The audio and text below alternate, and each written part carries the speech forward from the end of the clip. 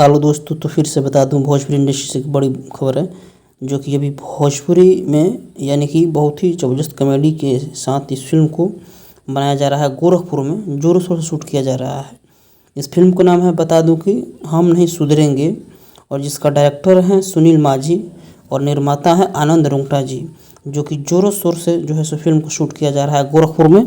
और बता दूं कि स्टार कास्ट इसमें कौन है, संजय पांडे जी हैं, चांदनी सिंह हैं और भी लोकल बहुत सारे आर्टिस्ट हैं। जितना भी इसमें कॉमेडियन हैं सबके सब इस फिल्म को दिखाया गया है। हम नहीं सुधरेंगे इस फिल्म का टाइटल से ही समझ सकते हैं, जिसमें संजय पांडे हैं, प्रकाश जैस हैं, लोटा तिवारी हैं, बतासा चाचा हैं और ये BVI विजेंदर हैं और भी बहुत सारे जो जितना भी कॉमेडियन हैं, आनंद मोहन हैं, इस फिल्म में सभी को दिया गया है रोल।